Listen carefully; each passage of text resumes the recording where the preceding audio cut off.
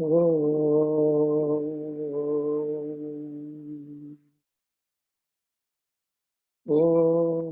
నమో బ్రహ్మాదిభ్యో బ్రహ్మ విద్యా సాంప్రదాయకర్తృభ్యో వంశ ఋషిభ్యో మహాభ్యో నమో గురుభ్యః సర్వోపప్లవరహిత ప్రజ్ఞాన ఘన ప్రత్యగర్ధో బ్రహ్మైవాహమస్మి అహం పదార్థరహితః. ఓం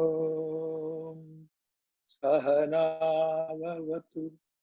సహనౌ భునక్తు సహ వీర్యం కరవావహై తేజస్వినావధీతమస్తు మా విద్విషావహై.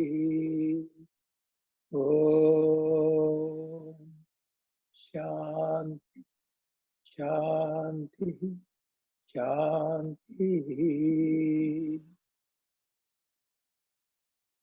నేనే చదవనా?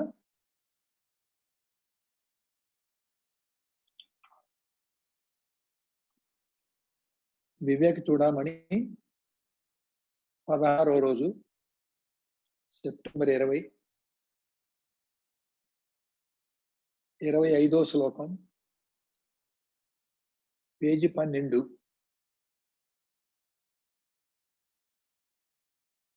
సహనం సర్వదుఃఖానాం అప్రతీకారపూర్వకం చింతావిలాపరహితం సా తితిచ్ఛా నిగద్యతే. సహనం సర్వదుఃఖానాం అప్రతీకారపూర్వకం చింతావిలాపరహితం సా తితిచ్ఛా నిగద్యతే. అదో విభజన. సహనం సర్వదుఃఖానాం అప్రతీకారపూర్వకం చింతా విలాపరహితం సా తితిచ్ఛా నిగద్యతే. టీకా. చింతా విలాపరహితం అంటే చింతయు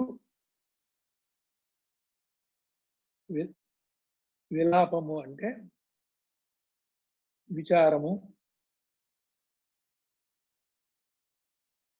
ఒక ఆర్తితో ఒక కరుణతో చేసేటువంటిది విలాపం. గంజాల పాపయ్య శాస్త్రి గారి పుష్ప విలాపం ఉంది కదా, అట్లా. అప్రతీకార పూర్వకం, చింతయు అరుపును లేని అప్రతీకార పూర్వకం, ప్రతిక్రియారహితమైన అంటే చేసిన పనికి ప్రతిస్పందనగా ప్రతీకారంగా చేసే క్రియ రహితమైన, అలా కాకుండా సర్వదుఃఖానాం సర్వదుఃఖముల యొక్క సహనం సహించుకొనుట ఏది కలదో సా అది తితిచ్ఛయని నిగద్యతే చెప్పబడుతున్నది. నిగద్యతే అంటే ప్రమాణంగా చెప్పబడుతుంది.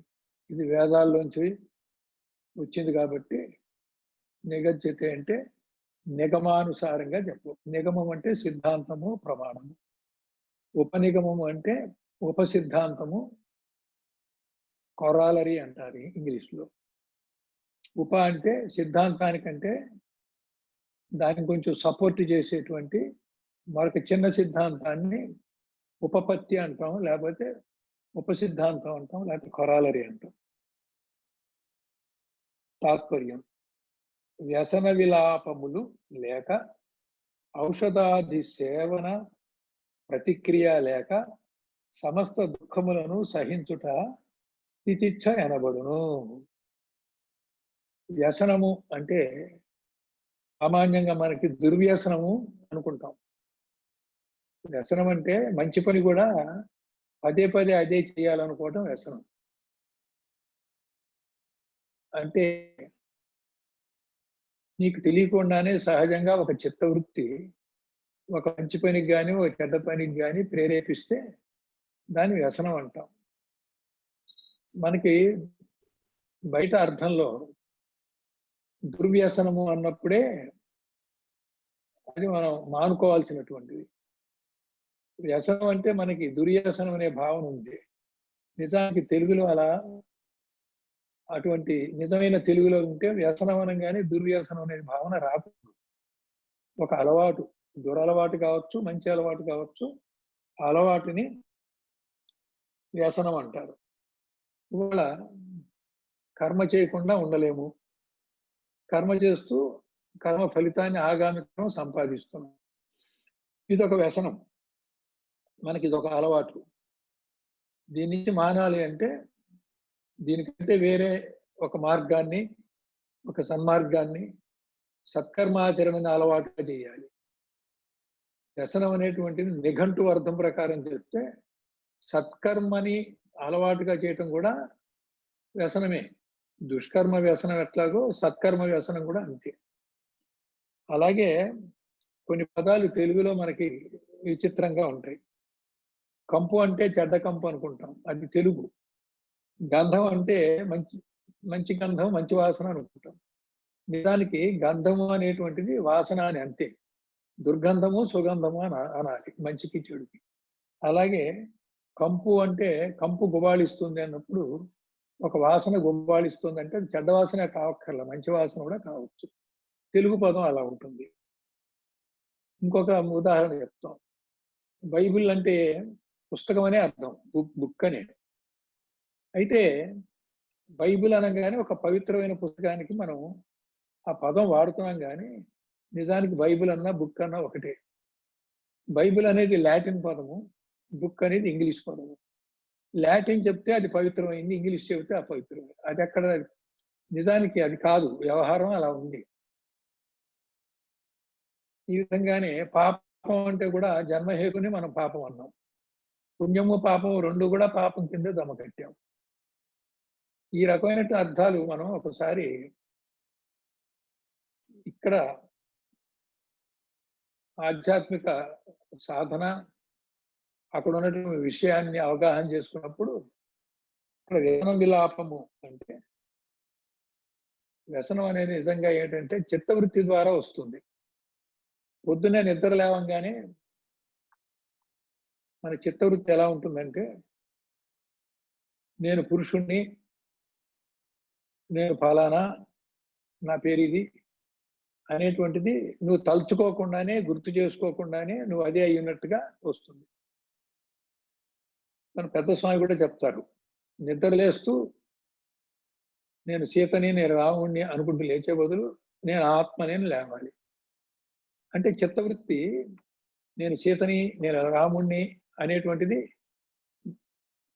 గాఢ నిద్రలో ఉండి అప్పుడే మెలుకు రాగానే ఆ భావము అప్రయత్నంగానే, తలుచుకోకుండానే, జ్ఞాపకం పెట్టుకోకుండానే, మర్చిపోకుండానే నేను ఇప్పుడు ఏదైతే మానవుడిగా ఉంటున్నానో, ఏదైతే ఇంజనీర్గా, డాక్టర్గా ఉంటున్నానో, ఏదైతే గృహస్థాశ్రమంలో లేవగానే కొన్ని కాలకృత్యాలు చేసి ముందు కాఫీ పెట్టాలి అనేటువంటిది ఎలా ఉంటుందో అదంతా చిత్తవృత్తి. సుబ్బారావు గారు అయ్యగారు చెప్తారు. ఏం చెబుతారంటే నిద్ర లేవగానే మన బట్టలు తొలిగాయేమో అది చూసుకుంటాం ముందు, స్త్రీలైనా పురుషులైనా. అంటే ఏంటి, శరీరనేనా అనేటువంటి చిత్తవృత్తి అని ఆయన ఉదాహరణగా చెప్తారు. కాబట్టి ఇక్కడ వ్యసనం అంటే చిత్తవృత్తి. ఎటువంటి చిత్తవృత్తి అంటే శరీరం నేను అనేటువంటి చిత్తవృత్తి లాంటి వ్యసనం. అలాగే పాపకర్మలు, పుణ్యకర్మలు, గుళ్ళకి వెళ్ళటం, గోపురాలకు వెళ్ళటం, మొక్కుకోవడం, పారాయణ చేయటం, ధ్యానం చేయటం, ఇవన్నీ కూడా వ్యసనాలే. అయితే దీంట్లో మంచి వ్యసనాలు, చెడ్డ వ్యసనాలు కూడా వేరే వేరే ఉంటాయి. ఇక్కడ మనకు వచ్చేసరికి జన్మహేతు అయినవన్నీ కూడా చెడ్డవాటి కింద జమకట్టాం. సత్కర్మాచరణతో ఒక మంచి అలవాటుని కావాలని చేసుకునేది ఏదైతే ఉందో అది కూడా వ్యసనమైనా సరే మంచి వ్యసనం, అంటే మంచి చిత్తవృత్తి. విలాపము అంటే ఒక ఒక విధమైనటువంటి దుఃఖం, విచారం. దుఃఖం అంటే ఏడవటం కాకుండా ఎందుకు విచారంగా ఉన్నావు అంటాం. విచారణ వేరు, విచారం వేరు. ఇటువంటి అలవాట్లు లేకుండా, ఇటువంటి దుఃఖం లేకుండా, ఇటువంటి చిత్తవృత్తి లేకుండా, ఔషధాది సేవన ప్రతిక్రియ లేక ఒక ఉదాహరణగా చెప్పాడు. శరీరానికి అనారోగ్యం వస్తే, ఏదైనా బాధ వస్తే మందేసుకుంటే తగ్గుతుంది. ఇది కేవలం ఉదాహరణగా చెప్పాడు. మందులు మానేయమని కాదు ఇక్కడ. ఇది అపార్థం చేసుకుంటారు ఎవరైనా. రోగం వస్తే, బాధ వస్తే మందు వేసుకోవద్దని ఇక్కడ చెప్పట్లేదు. కానీ ఇక్కడ తాత్పర్యం అయితే అలాగే ఉంది. ఔషధ ఆది సేవన ప్రతిక్రియ లేకుండా సమస్త దుఃఖమును సహించుటే తితిక్ష అన్నారు. తితిక్షగా నిర్వచనం అలా చెప్పినప్పటికీ మన శరీరం అనేటువంటి పనిముట్టుని మన సాధన పూర్తయిపోయి మన లక్ష్యం నెరవేరేదాకా దీన్ని కాపాడుకోవాలి. శరీరం నేను కాదనుకున్నప్పటికీ అజ్ఞానం నుంచి విడుదలయ్యి జ్ఞాన మార్గంలో పోయి లక్ష్యంలో ఉన్న నిరపేక్షమైన నిర్గుణమైనటువంటి బ్రహ్మతో అనుసంధానం చేసి ఐక్యతా సిద్ధి పొందేదాకా కొన్ని సాధనలకి ఈ శరీరం అనే పనిముట్టు అవసరం. ఇక్కడ కూడా మా గురువుగారి గుర్తొస్తున్నారు, సుబ్బారావు గురువు గారు. పూర్వము చాలా 50-60 ఏళ్ళు 70 ఏళ్ళ కిందట ఒక ఊరు నుంచి ఒక ఊరు ప్రయాణం చేయడానికి ఈ వాహన సౌకర్యాలు తక్కువగా ఉన్నప్పుడు అక్కడక్కడ బావులు తవ్వేసి అక్కడ ఒక తాడుతోటి ఒక కొండకి తాడు కట్టి చేతగా నీళ్లు తోడుకోవడానికి వీలుగా అక్కడ పెట్టేవాళ్ళు. ఇంకా అలా పెట్టేవాళ్ళు అంటే ఖరీదైన బకెట్లు పెడితే పోతాయి. అక్కడ మరి దారిలో ఎవరు ఉండరు. గ్రామానికి మధ్య బాటసారులు కాలినడకన ప్రయాణం చేసినప్పుడు వాళ్ళకి దాహం వేస్తే ఉంటుందని కొంతమంది పుణ్యాత్ములు బావులు తవ్వించి ఒక కొండకు తాడు కట్టి అక్కడ పెడేస్తారు. ఇప్పుడే మనం చూస్తున్నాం, విజయవాడ ఆర్టీసీ బస్ స్టాండ్లో మంచినీళ్ళకి ఒక స్టీల్ గ్లాస్కి కనం పెట్టి ఒక గొలుసు కట్టి బిగిచ్చేస్తాడు. నీళ్ళు తాగాలి కానీ గ్లాస్ ఎత్తుకుపోకూడదు అన్నట్టు. అది మట్టి కొండే కదా అని చెప్పేసి తాగేటప్పుడు బావికి మట్టుకు అటు ఇటు తగిలితే కొండ పగిలిపోతే నీ దాహం తీరదు, నీ వెనకొచ్చే బాటసారులకు కూడా దాహం తీరదు. కాబట్టి అది ఎంత మట్టి కొండ విలువ లేనిదైనా సరే దాహం తీర్చడానికి పనికొచ్చినప్పుడు దాన్ని పగిలిపోకుండా జాగ్రత్తగా కాపాడుకోవాలని మా గురువుగారు నాకు ఒక ఉదాహరణగా చెప్పారు. అలాగే ఈ శరీరం కనుక ఏదైనా వ్యాధి బాధ వస్తే దీన్ని కాపాడుకోవాలి, మందు ఔషధం తీసుకోవాలి. కొన్ని వ్యాధులు ఏ మందుకి తగ్గవు, అది అంతేనండి అంటారు. ఇవాళ సయాటికా పెయిన్ వచ్చింది, కొంతవరకు తగ్గింది, కొందరికి ఆపరేట్ చేశారు, కొంత అయ్యో చేయకూడదండి తప్పు చేశారంటున్నారు. ఇన్ని చేసినా కానీ మళ్ళీ నొప్పి అలాగే ఉంది. ఇప్పుడు తితిక్ష అంటే ఏంటంటే తప్పనిసరి పరిస్థితి వచ్చింది కాబట్టి దాన్ని సహించాలి. ఓర్చుకోవడం కాదు, సహించాలి. సహనానికి ఓర్పుకి తేడా చెప్పుకున్నాం కదా. ఇష్టంగా దాన్ని చేసుకొని మన జీవితంలో ఇది కూడా ఒక భాగమే అన్నట్టుగా చేసుకోవాలి. జిల్లేడుమల్లి అమ్మకి ఒక గడ్డ లేచింది. దానివల్ల కూర్చోవడం కష్టంగా ఉంది, చాలా బాధగా ఉంది. ఆమె జగన్మాత అనేటువంటి దృష్టితో గడ్డ నా బిడ్డే అంది. అంటే ఆ గడ్డ యొక్క బాధని సహించింది. ఆమె సహన దేవత అంటాం. ఇక్కడ సహనం అంటే ఎటువంటి పరిస్థితులైనా సరే బాధని బాధ అని కాకుండా సహిష్ణుతో, ఇష్టంతో దాంతో సహజీవనం చేస్తూ నేను ఇతర విషయాలతోటి, వస్తువులతోటి, మనుషులతోటి ఎలా సహజీవనం చేస్తున్నామో మన అనారోగ్యంతో, బాధలతో తప్పనిసరైనప్పుడు దాంతో కూడా సహజీవనం చేయాలి. సహిష్ణుత అంటే ఇష్టపూర్వకంగా అని. దానికోసం నిన్ను నువ్వు నిందించుకోకూడదు, నీ శరీరాన్ని నిందించుకోకూడదు. నా ప్రారంభం ఇలా తగ్గబడింది, ఎంతో 20 ఏళ్ల బట్టి బాధపడుతున్నాను, ఏ మందికి తగ్గట్లేదని విసుక్కోకుండా ఉండటమే తితిక్ష. కొంతమంది ఉన్నారు 20 ఏళ్ల బట్టి భరిస్తున్నానండి, ఇంకా భరించే ఓపిక నాకు లేదు అంటున్నారు. అప్పుడు ఏమైంది, అది ఓర్పు అయింది కానీ సహనం కాల. సహనం అంటేనే తితిక్ష. తితిక్ష అంటే సుఖాన్ని దుఃఖాన్ని కూడా సమంగా స్వీకరించడం. ఒక బాధకే ఉదాహరణ చెప్పాం కానీ నిజానికి సుఖాన్ని కూడా ఓర్చుకోవాలి, సుఖాన్ని కూడా సహజంగా తీసుకోవాలి. బాధ వచ్చినప్పుడు బాధ ఎలా పడకూడదో, సుఖం వచ్చినప్పుడు సుఖాన్ని కూడా అలా ఆస్వాదించకుండా ఉండటం కూడా తితిచ్చే. చిత్తవృత్తులు, కొన్ని బాధలు, కొన్ని విచారములు అనేటువంటిది నీకు ఎటువంటి బాధ కలిగినా కానీ అటువంటి చిత్తవృత్తి నీలో జనించకుండా ఉండాలి. అలా జనించకుండా ఉండటమే తితిచ్చ. ఉదాహరణకి జబ్బు వచ్చినప్పుడు ఏ మందుకి తగ్గకపోతే మందులు మానేసి ఆ బాధని ఇష్టంగా సహజీవనంగా నీతో పాటే అలవాటు చేసేసుకోవాలి. వ్యసనం అంటే ఇక్కడ ఈ ఓర్పు కూడా వ్యసనం చేయాలి, ఇక్కడ సహించడం కూడా వ్యసనం చేసుకోవాలి. అది అలవాటు. 26వ శ్లోకం. శాస్త్రస్య గురువాక్యస్య సత్యబుద్ధా అవధారణ. శాస్త్రస్య గురువాక్యస్య సత్యబుద్ధ్యావధారణ. సా శ్రద్ధా కదిత తద్భిర్యయా వస్తూపలభ్యతే. శాస్త్రస్య గురువాక్యస్య సత్యబుద్ధ్యా అవధారణ. సా శ్రద్ధా కదిత సద్భిః యయా వస్తు ఉపలభ్యతే. టీకా.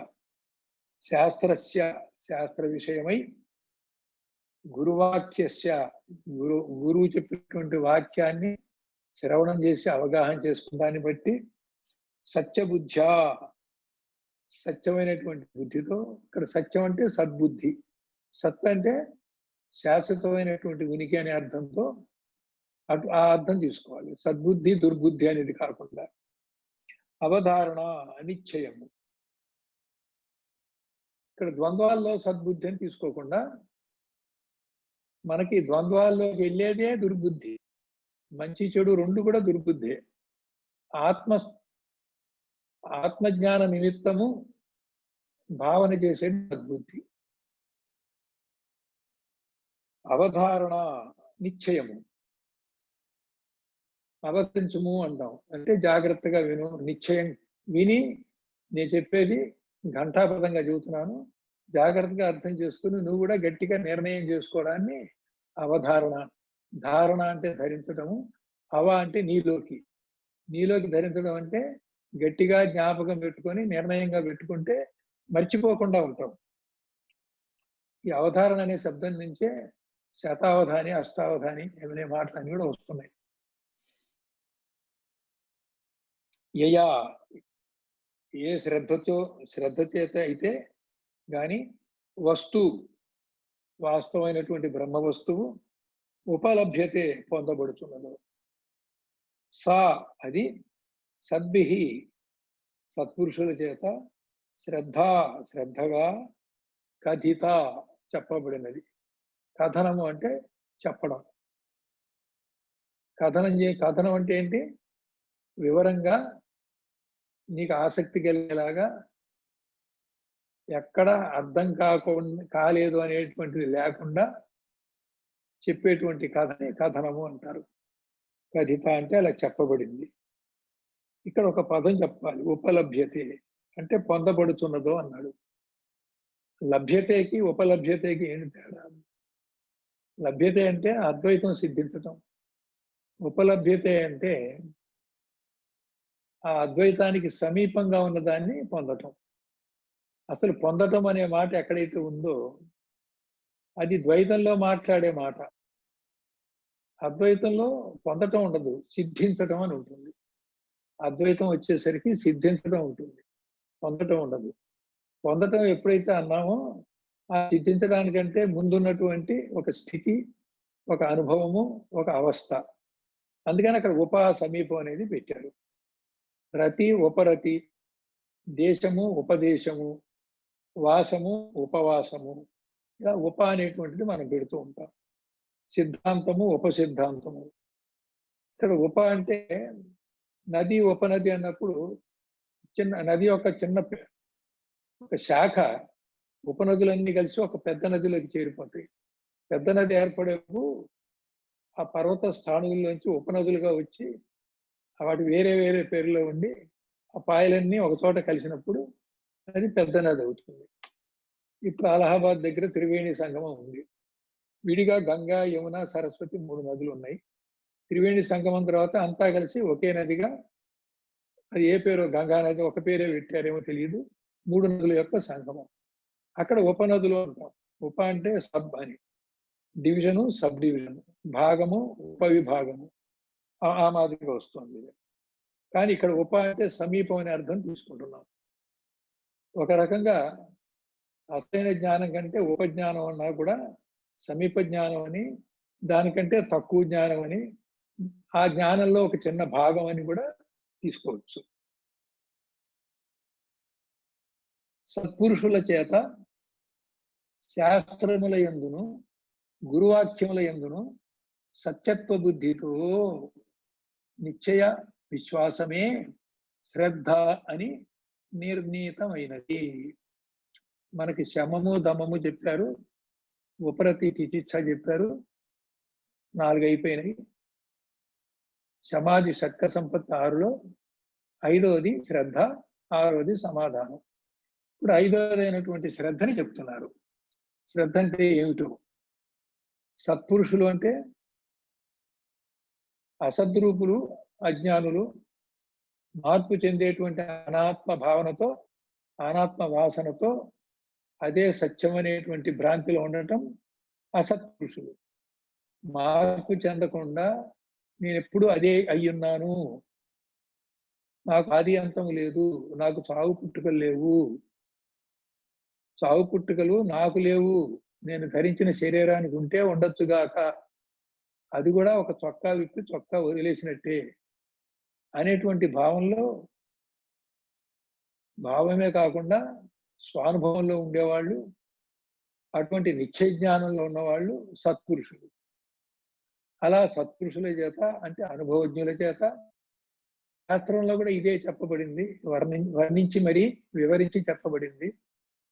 దాన్ని శాస్త్రముల యందును, శాస్త్రం అంటే ఏంటి, విధిగా నిర్ణయంగా ఆ స్థితి కావలసిన వాళ్ళు తప్పనిసరిగా ఆచరించాలి, సాధన చెయ్యాలి, అవలంబించాలి అని నిర్దిష్టంగా చెప్పేది శాస్త్రం. శాస్త్రం అంటే శాసించి చెప్పేది, శాసిస్తూ చెప్పేది. అది మన ఆ శాసనాన్ని ఉల్లంఘిస్తే మన కర్మ, మన పునర్జన్మలను తిరుగుతుంటాం. ఆ శాసనాన్ని, వేదాలన్నీ చెప్పేది శాస్త్రం. రాజు శాసిస్తే దానికి మనకి తప్పకుండా చెయ్యాలి, లేకపోతే శిక్ష పడుతుంది. అలాగే ఇక్కడ కూడా శాసిస్తూ చెప్పేటువంటి, వివరించేటువంటిది శాస్త్రం అయినప్పుడు, ఇప్పుడు శిక్ష అంటే ఏంటంటే దాన్ని అవలంబించకపోతే మనం పడేటువంటి పునర్జన్మల్లో తిరిగేటువంటి పడేటువంటి బాధతో అదే శిక్ష. అక్కడ ఆ శిక్ష పడకూడదంటే ఆ వేదాలు ఏది శాసనంగా, ఏది ప్రమాణంగా, ఏది డిండిమా ఢక్కా బజాయించి బల్లగుద్ది చెప్పినట్టుగా చెప్పాము, వేదాంత డిండిమాగా లేకపోతే ఘోషించి చెప్తున్నాయి, దానంతా కూడా శాసనంగా చెప్పడం. గురువాక్యముల యందును, గురువాక్యం కూడా ఇదే ఉంటుంది, 3 సమానమే. సత్పురుషులేమో వాళ్ళ అనుభవం నుంచి చెప్పారు, శాస్త్రాలేమో శాసించి అదే చెప్తున్నాయి. మళ్ళీ నువ్వు శిష్యుడు గురువుని ఆశ్రయించినప్పుడు గురువు ఏం చెబుతున్నాడు, గురువు కూడా అదే చెబుతున్నాడు. అయితే తేడా ఏమిటి, శాస్త్రం అనుభవంగా చెప్పట్లేదు, మార్గదర్శకంగా చెప్తుంది. దాన్ని ఆచరించడం, ఆచరించకపోవడం శిష్యుడికి వదిలేశాం. అది ఎంత శాస్త్రం చెప్పినా దాన్ని శాసనంగా తీసుకొని ఆ శిష్యుడు కనుక తీసుకొని అవలంబిస్తే బానే ఉంటుంది. కొంతమంది అవలంబించకపోతే శాస్త్రం నిన్నేం చేయదు. సత్పురుషులేమో అనుభవంతో చెప్తున్నారు, శాస్త్రము అనుభవం లేకుండా ఒక మార్గదర్శకంగా చెప్పింది.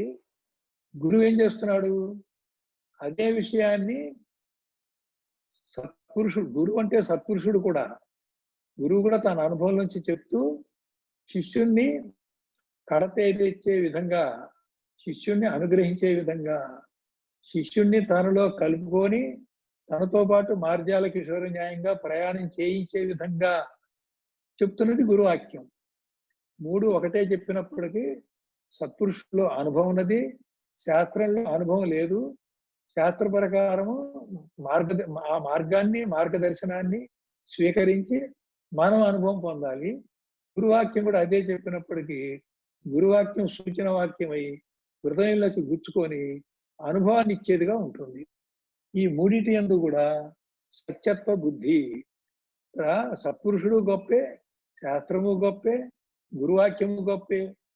అయితే శిష్యుడు ఆ గొప్పతనాన్ని, ఔన్నత్యాన్ని గ్రహించి ఏదో చెబుతున్నారు అని కాకుండా ఇది పూర్తిగా సత్యము, సత్యం సత్యం పునః పునః అని అలా గట్టిగా విశ్వసించి ఆ సత్యత్వ బుద్ధితో, విశ్వాసంతో దాన్ని విని స్వీకరించి అవలంబించాలి, ఆచరించాలి, ఫలితం పొందాలి. ఇన్ని విధాలుగా ఈ వరసంతా ఉన్నదే శ్రద్ధ అని పేరు. శ్రద్ధవాన్ లభతే జ్ఞానం అన్నాడు. అంటే ఎవరైతే ఇప్పుడు మనం చెప్పిన ప్రకారంగా ఉందో, ఈ చెప్పిన ప్రకారంగా ఉన్నటువంటి శ్రద్ధని కలిగి ఉంటారో వాడికి జ్ఞానము లభిస్తుంది. ఇక్కడ లభించడానికి ఏమన్నారు? ఉపలభ్యము అన్నారు. అంటే పొందటం. మరి బోధ ద్వారా వచ్చింది పొందటంగానే ఉంటుంది కదా. ఇప్పుడు బోధ ద్వారా వచ్చిందేమో శాస్త్రము, పాండిత్యము. సత్పురుషుల ద్వారా వచ్చింది అనుభవ వాక్యము. గురు ద్వారా వచ్చింది ఏమైంది? శిష్యుడికి కూడా అనుభవాన్ని ఇచ్చింది. అప్పుడు గురువాక్యం కాకుండా అనుభవం కూడా ఇచ్చినప్పుడు దాన్ని ప్రబోధ అంటాం. బోధకి ప్రబోధకి తేడా ఏమిటంటే, బోధేమో వస్తు విషయాన్ని శిష్యుడు చక్కగా గ్రహించేలాగా చెప్పడం బోధ. గ్రహించింది అనుభవానికి కూడా వెళ్ళేలాగా అనుభవించిన గురువు తన శక్తిని కూడా, శక్తిపాతాన్ని కూడా ఆ శిష్యుల్లో ప్రవేశపెట్టినప్పుడు శిష్యుడికి కూడా అనుభవం రావడం, ఆ పద్ధతిలో బోధించడాన్ని ప్రబోధ అంటారు. అయితే గురువు ఇస్తే శిష్యుడు తీసుకొని అనుభవం పొందాడు అన్నప్పుడు ఏదైతే ప్రబోధ అన్నామో, తర్వాత ఆ శిష్యులు అది నిశ్చయ జ్ఞానం అయినప్పుడు అది స్వయం ప్రబోధ అంటాం. అంటే గురువు ఇస్తే తీసుకున్నది కాకుండా తాను తానైనట్లుగా సహజ స్థితి పొందినప్పుడు అది స్వయం ప్రబోధ అన్నాం. ఇక్కడ 3 స్టెప్పులు ఉన్నాం: బోధ, ప్రబోధ, స్వయం ప్రబోధ. బోధేమో విషయంగా ఉంది, ప్రబోధేమో శిష్యుడికి అనుభవం కలిగించేలా ఉంది. స్వయం ప్రబోధ అంటే గురువు అనుభవం కలిగిస్తే నాకు వచ్చిందని లేకుండా అతనే ఆ స్వయం అయిపోయాడు. అతనే స్వయం అయిపోవడం స్వయం ప్రబోధ. ఈ విధంగా 3 స్టెప్స్ ఉన్నాయి. ఇక్కడ మొదటి స్టెప్ ఏంటంటే బోధ ద్వారా, తర్వాత శాస్త్రం అన్నప్పుడు బోధ ద్వారా, సత్పురుషులు అంటే అనుభవ జ్ఞానానికి దగ్గరగా గురువాక్యం అనగానే గురు యొక్క అనుభవం నీలో ప్రవేశపెట్టడం ద్వారా బోధ ప్రబోధగా మారుతుంది. మరి బోధ ప్రబోధగా మారేట్టుగా ఆ శిష్యుడు ఇప్పుడు చెప్పిన ప్రకారంగా సత్యత్వ బుద్ధితో, నిశ్చయాత్మకంగా, దృఢమైన విశ్వాసంతో ఉంటే దానికి శ్రద్ధ అని పేరు. అటువంటి శిష్యుడికి ఇప్పుడు చెప్పిన ప్రకారమైన శ్రద్ధ ఉంటే వాడు శ్రద్ధావంతుడు. అటువంటి శ్రద్ధావంతుడికే జ్ఞానం అనేది ఉపలబ్ధిగా 27వ శ్లోకం. సమ్యగాస్థాపనం బుద్ధేః శుద్ధే బ్రహ్మణి సర్వదా తత్సమాధానమిత్యుక్తం నతు చిత్తస్య లాలనం. సమ్యగాస్థాపనం బుద్ధేః శుద్ధే బ్రహ్మణి సర్వదా తత్సమాధానం ఇత్యుక్తం నతు చిత్తస్య లాలనం. పదవిభజన. సమ్యక్ స్థాపనం బుద్ధేః శుద్ధే బ్రహ్మణి సర్వదా తత్ సమాధానం ఇతి ఉక్తం న తు చిత్తస్య లాలనం. టీకా శుద్ధే పరిశుద్ధమగు. పరి అనే శబ్దం ఎందుకు పెడుతున్నాం ఇక్కడ? బట్టలు మురిగ్గా ఉంటే ఉతికి శుభ్రం చేయడాన్ని శుద్ధం అంటాం.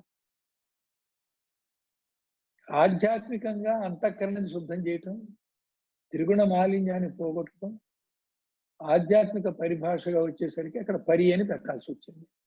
పరిశుద్ధం. భాష కూడా అంతే. మామూలుగా వ్యవహారంగా ఉన్నది భాష. ఆధ్యాత్మిక పదాలని పరిభాష అంటాం. పరి అనే శబ్దం. ప్రశ్న కూడా లోకరీతిగా వేసేటువంటి ప్రశ్న, విషయాల గురించి వేసేది ప్రశ్న. అదే ఆత్మజ్ఞానం గురించి సందేహ నివారణ కోసం వేసే ప్రశ్న పరిప్రశ్న. పరి అంటే ఒక ఆధ్యాత్మిక పద్ధతిలో మనం వాడేటువంటి సాధారణ పదానికి ముందు పరి అని చేరుస్తాం. బ్రహ్మణి పరబ్రహ్మయందు, ఆత్మని బ్రహ్మణి అన్నప్పుడు నీ అంటే అందు అని. సంస్కృతంలో నీ అంటే తెలుగులో అందు అని.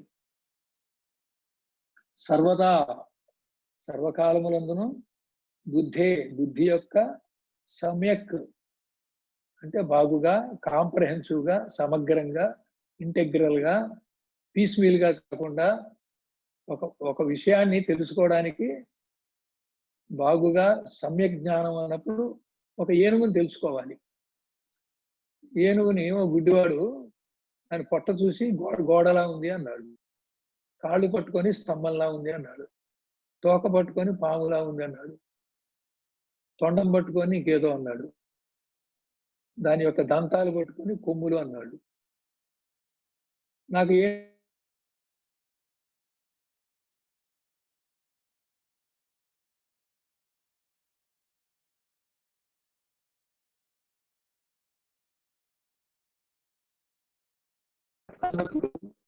సమగ్రంగా టోటల్గా తెలియటం.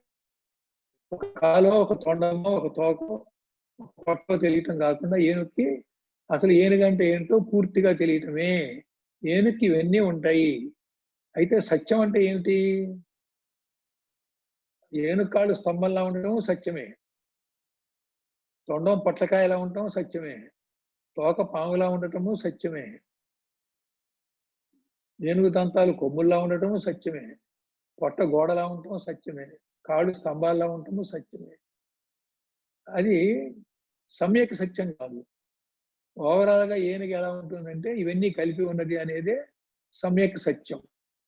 ఈ భావన అర్థం చేసుకోవడం కూడా సమ్యక్ భావన అంటే సమగ్రంగా, హోల్సమ్ గా తెలుసుకోవడాన్ని సమ్యక్ అనే పదం వాడతాం.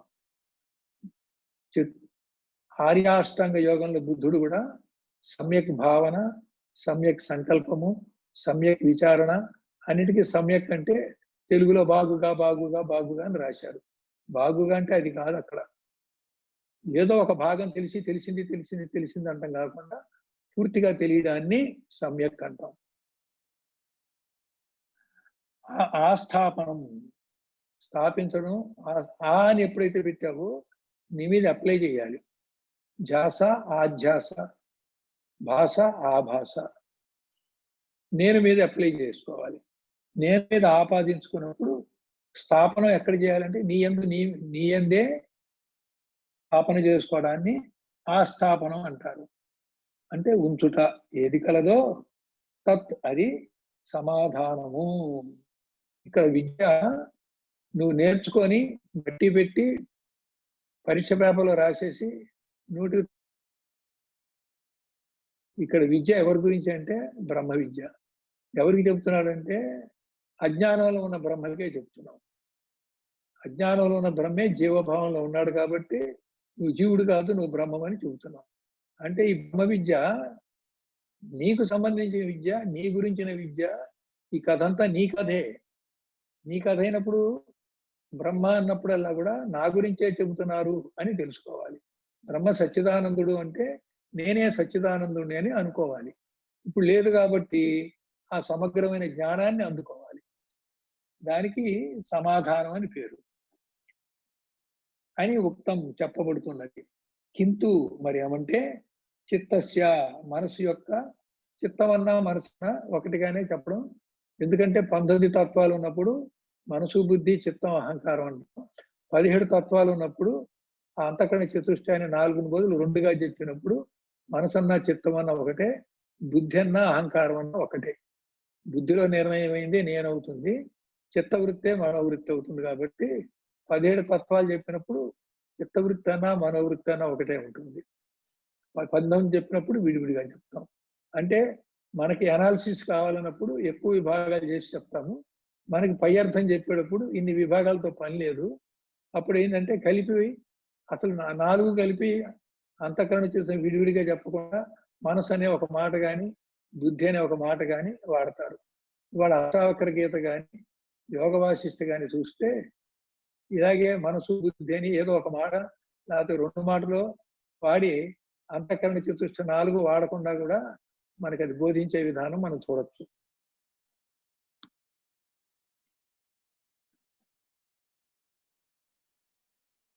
చిత్తస్య అంటే మనసు యొక్క లాలన సంతోషపెట్టడం. లాలించి, బుజ్జగించి చెప్పడం అంటాం. లాలన అంటే ఎవరు? పసిపిల్లల్ని తల్లి లాలిస్తుంది. అది లాలన. అంటే లాలనగా చెప్తేనే వింటారు. కటువుగా చెప్తే, కఠోరంగా చెప్తే వినకపోవచ్చు. అసలే ఈ సబ్జెక్ట్ అర్థం కాదు. అర్థం కాని దాన్ని గట్టిగా నీకు మార్కులు రావాలి, లేకపోతే నేను ఊరుకోను, బెత్తం పెట్టి కొడతాను అంటే పాపం అర్థం కాకపోతే వాడేం చేస్తాడు? పారిపోతాడు. అర్థం చేసుకునే ప్రయత్నం బహిర్ముఖ విద్య అంత తేలిక కాదు, అంతర్ముఖ విద్య.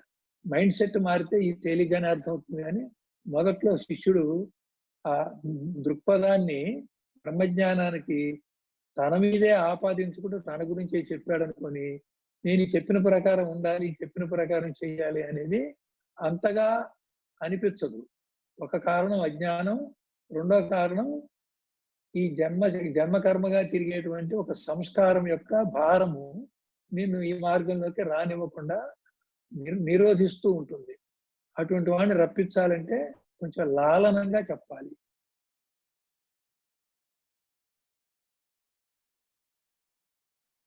నా కాదు.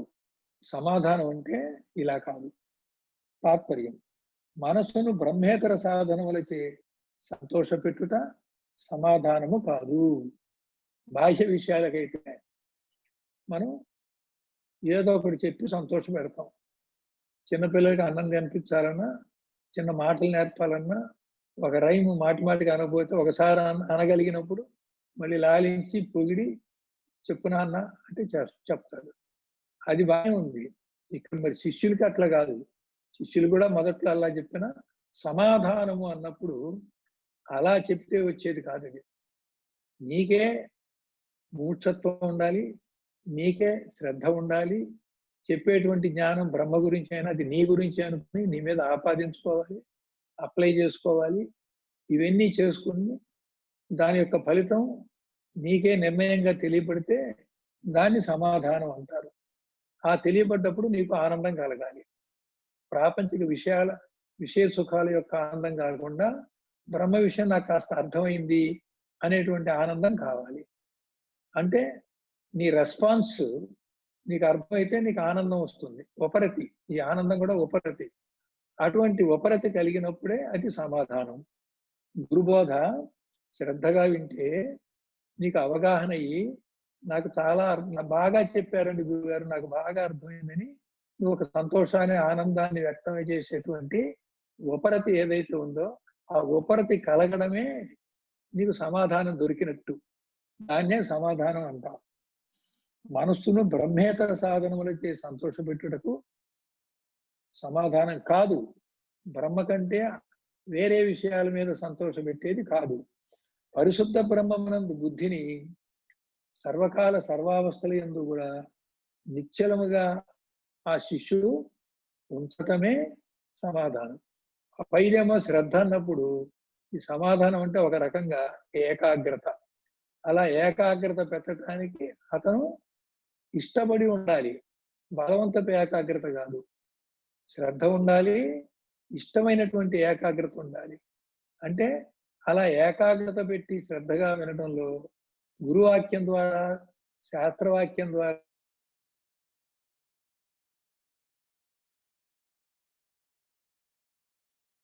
దాంట్లో ఉన్న సత్యత్వాన్ని, దాంట్లో ఉన్న నిశ్చయ బుద్ధి, దాంట్లో ఉన్నటువంటి దృఢ విశ్వాసాన్ని కలిగి ఉంటే శ్రద్ధ అయినప్పుడు దాని పర్యవసానంగా నీకు కలిగేటువంటి ఏకాగ్రత వల్ల అది బాగా అర్థమయ్యే అనుభవానికి వచ్చినప్పుడు నీకు ఒక ఆనందం కలిగింది. ఆనందం పేరే ఉపరతి. అటువంటి ఉపరతి ఉపలభ్యమైనప్పుడు దాన్ని సమాధానం అంటాం. 28వ శ్లోకం.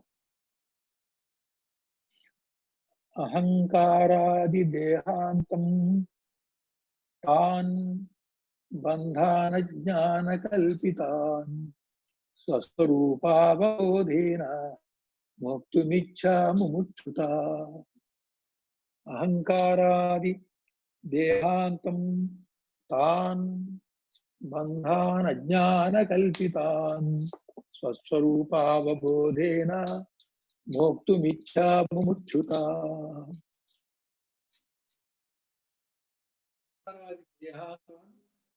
బంధాన్ అజ్ఞాన కల్పితాన్ స్వరూపావబోధేన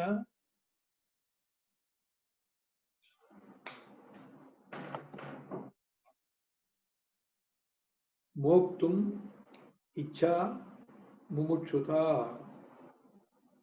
టీకా. అజ్ఞాన కల్పితాన్, అజ్ఞానముచే కల్పింపబడిన అహంకారాది దేహాంతాన్, అహంకారం మొదలుకొని శరీరము నేను వరకు కల బంధాన్, బంధములను తాదాత్మ్యతను స్వస్వరూపావబోధేన, నీ యొక్క స్వరూపము బ్రహ్మస్వరూపమని నీకే నీలోనే నిశ్చయ జ్ఞానం, అవబోధ అంటే నిశ్చయ జ్ఞానం చేత మోక్తుం అంటే ముక్తి పొందటం, విడుదల పొందటం వరకు ఇచ్చా చేయే ముముక్షుత. ముముక్షత్వం అంటే ఏంటో చెప్తున్నారు. తాత్పర్యం: అజ్ఞానముచే కల్పించబడిన అహంకారము మొదలగు దేహము వరకు కల బంధములను స్వస్వరూప జ్ఞానము కలిగి విడచుట కొరకు ఇచ్చయించుట, గట్టిగా ఇష్టపడి ఉండుటను అది ఏ ముముక్షత్వం. ఇచ్చయించుట కాదు, నిశ్చయించుట కాదు, ఇచ్చయించుట. ఇచ్చ కలిగి ఉండుట, ఇష్టపడి ఉండుట, అమితమైన ప్రీతిగా ఉండటం.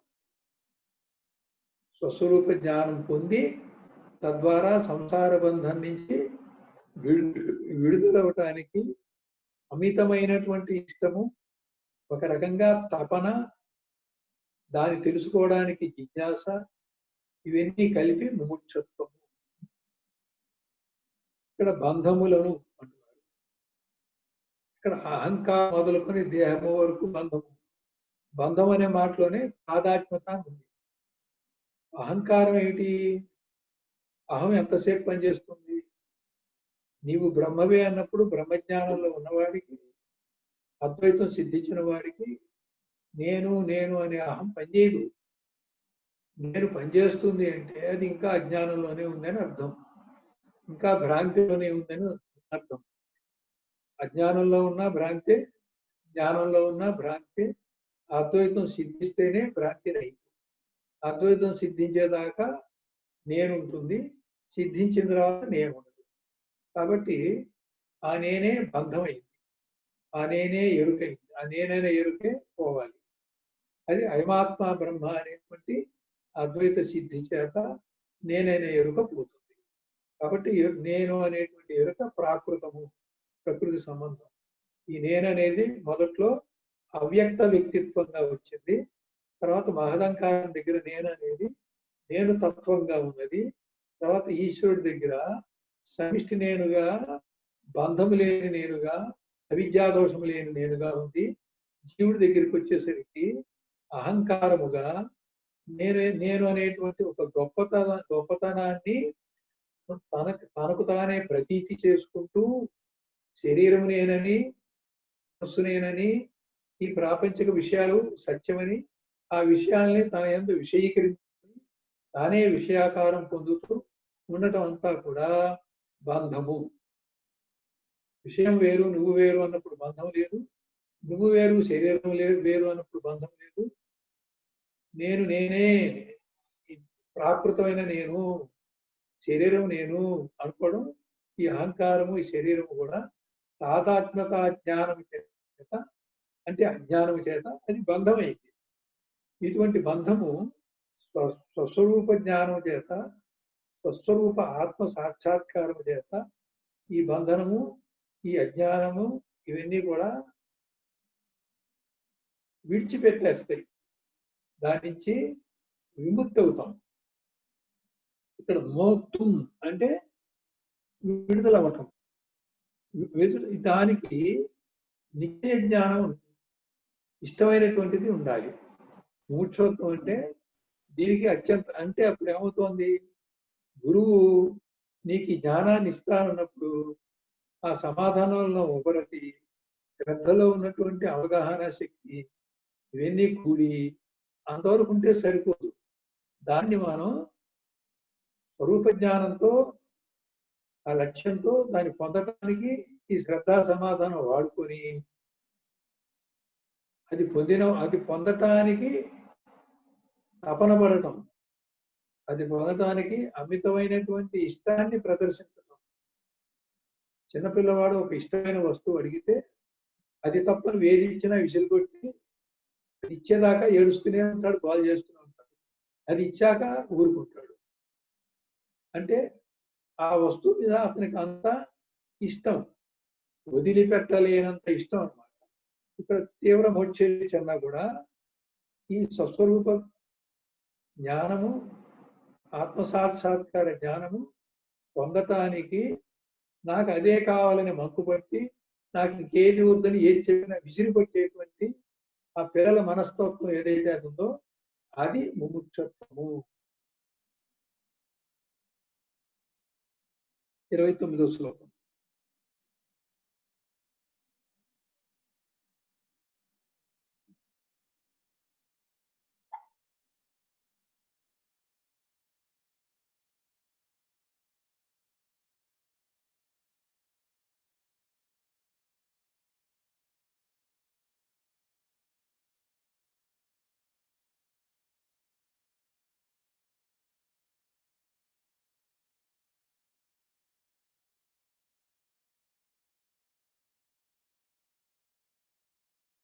జమరూపా అపి వైరాగ్యేణ సమాధినా ప్రసాదేన గురోః సేయం ప్రవృద్ధా శూయతే ఫలం.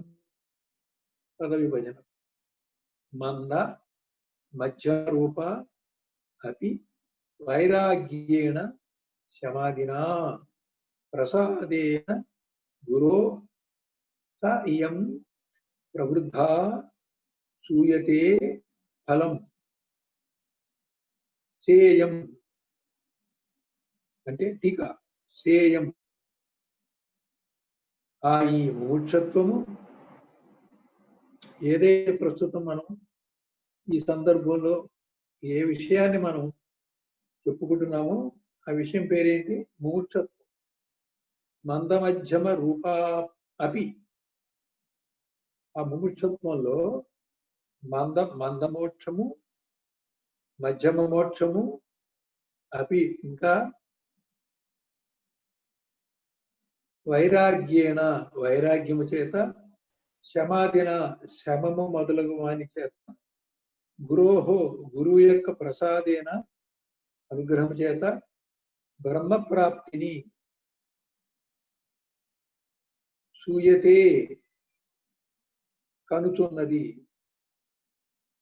బ్రహ్మప్రాప్తిని కనుచున్నదంటే ఇక్కడ దర్శిస్తున్నాము, సాక్షాత్కరిస్తున్నాము, పొందుతున్నాం అని కూడా అనొచ్చు. కాకపోతే అది ఉపలబ్ధి తాత్పర్యం. ఈ మోక్షేచ్ఛ మతముగానున్నను మధ్యముగానున్నను తీవ్ర వైరాగ్యము చేతను సమాధి గుణ అభ్యాస బలిమి చేతను శ్రీ సద్గురుదేవుని అనుగ్రహము చేతను తీక్షణమైనదై మోక్షము నొసుకున్నది ఏదో దాన్ని తీవ్ర మోక్షేచ్ఛ అంటారు. ఈ మోక్షేచ్ఛలు 3 భాగాలు ఉన్నాయి. ఒకటి మందమోక్షేచ్ఛ, ఒకటి మధ్యమ మోక్షేచ్ఛ, మూడోది తీవ్ర మోక్షేచ్ఛ. ఈ మందమోక్షేచ్ఛలో వైరాగ్యము తామసిక వైరాగ్యంగా ఉంటుంది. మధ్యమ మోక్షేచ్ఛకి రాజసిక వైరాగ్యం ఉంటుంది. తీవ్ర మోక్షేచ్ఛకి మనకి సాత్విక వైరాగ్యం.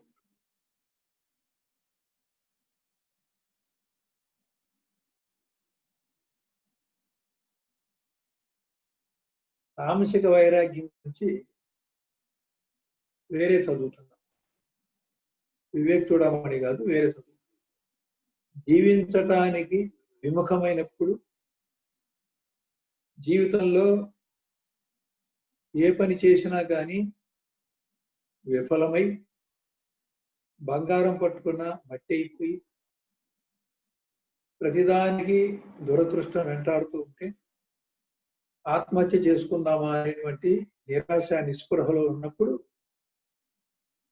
తామసిక వైరాగ్యం, అసంతృప్తి, ఆశాభంగము, నేను ఇక ఈ జీవితాన్ని నేను సాధించలేను, దీన్ని ఎదుర్కోలేను అనే భావన, తీవ్రమైన మానసిక ఒత్తిడి, బాధలతో నలిగిపోయినటువంటి స్థితిలో ఈ కారణం చేత కలిగే వైరాగ్యం తామసిక వైరాగ్యం.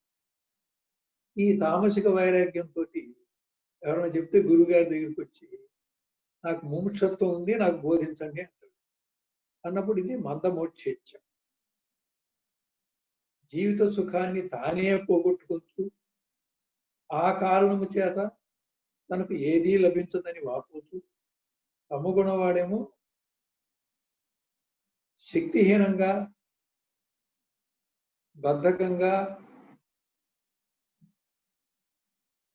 సూక్ష్మ బుద్ధి లేకుండా, పర్యవసానంగా నేను ఇది సాధించగలను అనేటువంటి ఆలోచన లేకుండా మొదలు పెట్టేసి పూర్తి చేయక, విఘ్నాలు తొలగించుకోలేక ఆ పని మధ్యలోనే ఆపేస్తాడు. వాడు తామసిక గుణం ఉన్నవాడు. దానివల్ల పని చెడిపోతుంది, నష్టం వస్తుంది. అట్లా ఎన్ని మొదలు పెట్టినా అన్ని అలాగే చేసి చివరికి కొట్టబడి బతుకొని వైరాగ్యం వచ్చి, వైరాగ్యంతో గురువు గారి దగ్గరికి వచ్చి అన్నిటికీ చెడ్డండి, ఏదైనా మోక్షం ఇచ్చేది చెప్పండి అనేటువంటి ముముక్షత్వంతో వస్తాడు. రాజసిక వైరాగ్యం ఎలా ఉంటుందంటే స్వయంకృతంగా తను తాను పాడు చేసుకుంటాడు.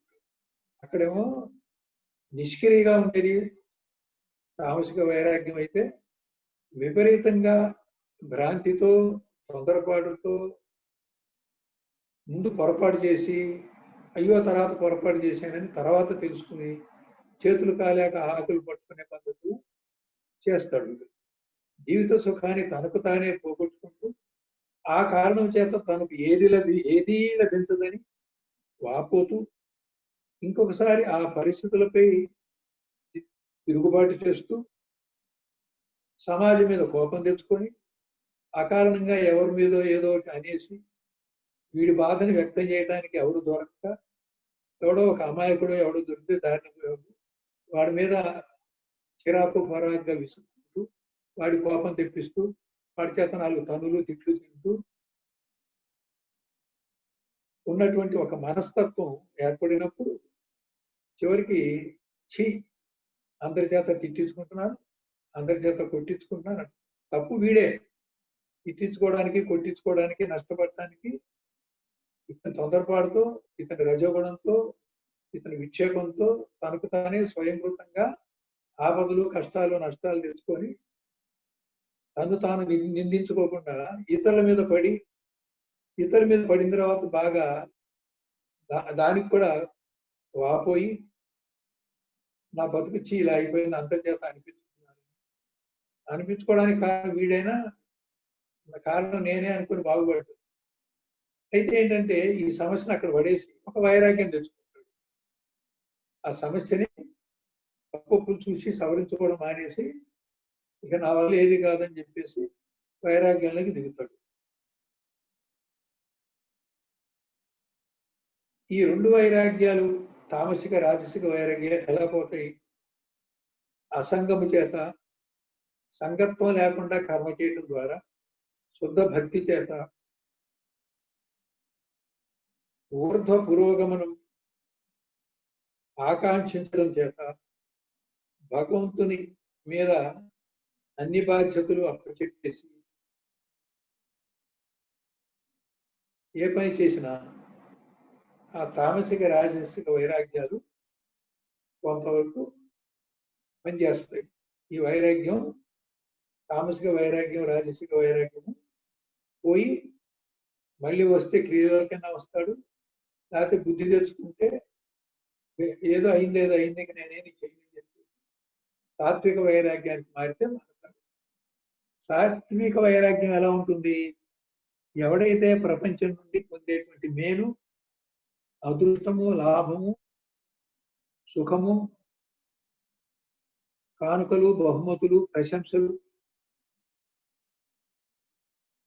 అవసరమైతే స్వీకరించి అనుభవించినా కానీ చివరికి ఇవన్నీ కూడా సారహీనము, దీనివల్ల నాకు ఒరిగింది ఏమీ లేదు, కొన్నాళ్ళు ఆ మొమెంటోలు, ఆ కానుకలు అక్కడ పెట్టుకొని చూసి గర్వపడుతూ, అందరికి చూపించి ఆనందపడుతూ, అహంకరిస్తూ ఉంటాడు. తర్వాత తనకంటే గొప్ప వాళ్ళకి, తనకంటే తక్కువ వాళ్ళకి కూడా బహుమతులు వచ్చినప్పుడు, గొప్ప వాళ్ళకి వచ్చినప్పుడు అసూయ, తక్కువ వాళ్ళకి వచ్చినప్పుడు ఈ కానుకల్లో ఏముంది అనేటువంటి ఒక వైరాగ్యం వస్తుంది. నిజంగా వీటిలో సారం లేదు, ఇదేదో పెన్సిల్, చిన్నపిల్లలకి పెన్సిళ్ళు, రబ్బర్లు బహుమానంగా ఇస్తారు, ఏదో పోటీ పెట్టి వాళ్ళు అక్కడికే ఆనందిస్తారు. పెద్దవాళ్ళేమో కొంచెం ఏదైనా ఇస్తే ఆనందిస్తారు. ఇంకొంచెం ఇంకా పెద్దవాళ్ళు అయితే ఇవన్నీ ఏముంది ఇందులో అనుకుంటాం. ఇప్పుడు నేనే ఉన్నాను, ఆ సర్టిఫికెట్లన్నీ ఉద్యోగానికి, సద్యోగానికి, ప్రమోషన్, పెన్షన్ కూడా పనికొచ్చాయి. ఇప్పుడు నాకు ఆ సర్టిఫికెట్తో ఏం పని? ఆ సర్టిఫికెట్ ఉండేంటి? ఎవరికైనా చూపించి నేను ఎంత వాడిని, అంత వాడిని, ఇంత చదివాను, అంత చదివాను, ఆ ఉద్యోగం చేశాను, ఈ ఉద్యోగం చేశాను, అక్కడ అంతమంది అంత గొప్పవాడిని, ఇంత గొప్ప, నీ గొప్పలు చెప్తే వినే ఓర్పు కూడా ఎవరికి లేదు అక్కడ. ఎందుకంటే వాళ్ళ గొప్పలు వాళ్ళకి ఉంది. ఇక వీడు వస్తే మనకి ఈ హ్యామరింగ్ చేస్తాడు అని పారిపోతూ ఉంటారు. అది కనుక మనకు గ్రహిస్తే మనకి సాత్విక వైరాగ్యం వస్తుంది. ఇవన్నీ కూడా సారహీనమని చెప్పి వాటి పట్ల విముఖుడై లౌకికమైనటువంటి ఆదర్శాల వైపు కానీ, ఆధ్యాత్మిక పురోగమనం వైపు కానీ, కొన్ని లక్ష్యాల వైపు కానీ తిరిగినప్పుడు అతడిది సాత్విక వైరాగ్యం. ఆ సంగత్వాన్ని కూడా వదలకుండా సన్యసించినా కానీ కొంతమంది ఏం చేస్తారంటే, ఈ సంగత్వం ఇలాగే ఉంటుంది, సత్వగుణం కూడా బంగారం సంఖ్య, వాళ్ళు ఏం చేస్తారంటే సన్యాసం స్వీకరిస్తారు. సన్యాసం స్వీకరించినా కానీ మనసులో ఈ సంసారం ఇవన్నీ కోరంత వరకు అది బాహ్య సన్యాసమే కానీ నిజమైన మానసిక సన్యాసం కాదు. దానివల్ల కూడా ఉపయోగం లేదు.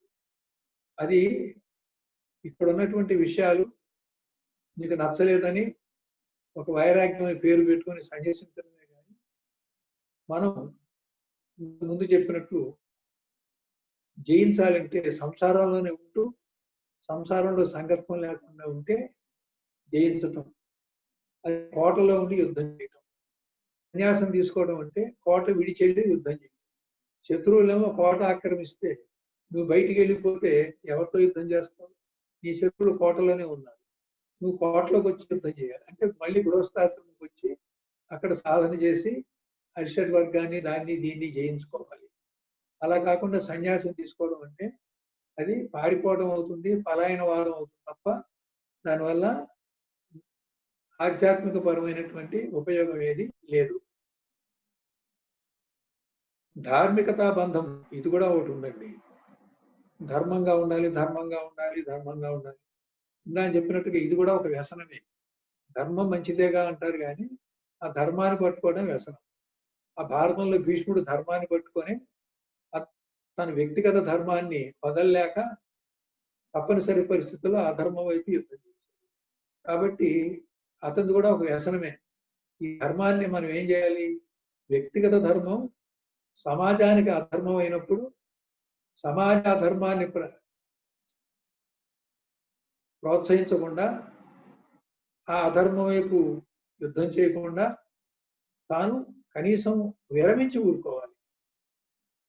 బలరాముడు ఏం చేశాడు కురుక్షేత్ర యుద్ధంలో? దుర్యోధనుడే అతని శిష్యుడు. దుర్యోధనుడి వైపు అధర్మం ఉంది, ఉండలేడు. యుద్ధంలో పాల్గొనవచ్చు కానీ పాల్గొనలేదు. దుర్యోధనుడు శిష్యుడు అవటం వల్ల దుర్యోధనుడికి వ్యతిరేకంగా ఉండలేక తీర్థయాత్రలకు వెళ్ళి యుద్ధం అయిపోయాక చివరిలో వచ్చాడు. అదే మళ్ళీ భీష్ముడు ఏం చేశాడు, ద్రోణుడు ఏం చేశాడు? వీళ్ళంతా కూడా ధర్మాత్ములు అయినప్పటికీ వ్యక్తిగతంగా సమాజ ధర్మంలో అధర్మం వైపు ఉండి యుద్ధం చేయాల్సినటువంటి గత్యంతరం ఏర్పడింది. ఎందుకట్లా ఏర్పడిందంటే ఆ ధర్మ వ్యసనం ఉంది వారికి, ఆ అలవాటు వ్యసనం సంస్కారం ఉంది. అంత ధర్మాన్ని గట్టిగా పట్టుకోకర్లా. ఆధ్యాత్మికమైనప్పుడు ఒక్కోసారి ధర్మాన్ని అధర్మాన్ని రెండింటిని కూడా వదిలేయవలసి ఉంటుంది. దాన్ని ధార్మికతా బంధం అంటారు. పరోపకార వ్యగ్రత. ఒక్కొక్కడు అదే పనిగా త్యాగం చేసి ఎప్పుడు పరోపకారం చేయాలని తనకున్న ధనము అంతా కూడా ఖర్చు పెట్టేసి తను మళ్ళీ ఇంకొకరి దగ్గర దేహి అనుకునే పరిస్థితి స్వతహా తెచ్చుకుంటారు. అదేదో గొప్పని చరిత్రలో ఉండాలని అందరూ కీర్తించాలి అనుకున్నా అనుకోకపోయినా అదొక వ్యగ్రత, అది ఒక ఆదర్శం అనుకుంటారు. అది కూడా కాదు. జిలేబులు అమ్మన్నట్టు తనకున్నది తాను తింటూ తృప్తిగా తింటూ ఇతరులు కూడా పెట్టు, తనకున్నది మానేసి పెట్టమని అమ్మ కూడా చెప్పలేదు. కాబట్టి అది ధార్మికతా బంధము వ్యసనము ఉంది అక్కడ. ఇవన్నీ తనకు తానే కల్పించుకున్నది. భీష్ముడు కానీ ద్రోణుడు కానీ తనకు తానే కల్పించుకున్నాడు. కర్ణుడు కూడా తెలుసు ఆధారం అని, మరి తానే కల్పించుకొని నా స్నేహితుడు నాకేదో సహాయం చేశాడు, అందరూ సూతపుత్రులు అంటే సూతపుత్రుడు అంటే నాకు కొంచెం అంగరాజ్యాన్ని ఇచ్చి నాకు ఒక క్షత్రియుడిగా గౌరవించాడు, నా జీవితానికి ఇదే గొప్ప అని ఆ స్నేహాన్ని నేను వదలలేనని అతను అధర్మం అని తెలిసినా కూడా అట్టే ఉండటం ఏంటి? ఇది కూడా ధార్మికతా వ్యసనం కాదు అది. అది కూడా ఒక వ్యసనమే. అక్కడ ధర్మం అంటున్నాడు కానీ ఏం ధర్మం? స్నేహధర్మం. స్నేహధర్మం ఏంటి? స్నేహితుడే అధర్మం వైపు స్నేహధర్మంగా అధర్మం వైపు ఎలా ఉంటాడు? ఇది కూడా ఒక వ్యసనమే, ఇది కూడా ఒక సంస్కారమే, ఇది కూడా మోక్షానికి పనికిరాదు. ఇలా భారతం యొక్క పాత్ర చూస్తే ఎవ్వరూ మోక్షం పొందినటువంటి వాళ్ళు లేదు. వెళ్తే స్వర్గానికి వెళ్ళారేమో కానీ. అదే భాగవతానికి వెళ్తే అందరూ ముక్తి పొందిన వాళ్ళు చాలా మంది ఉన్నారు. మరి భారతం యొక్క చివరిలో పరీక్షిత్ మహారాజులతో అంతమైంది.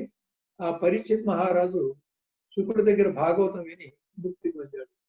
కాబట్టి భారతంలో ఉన్న పాత్రల్లో చివరానికి వచ్చిన పరీక్షిత్ ఒక్కడే ముక్తి పొందాడు.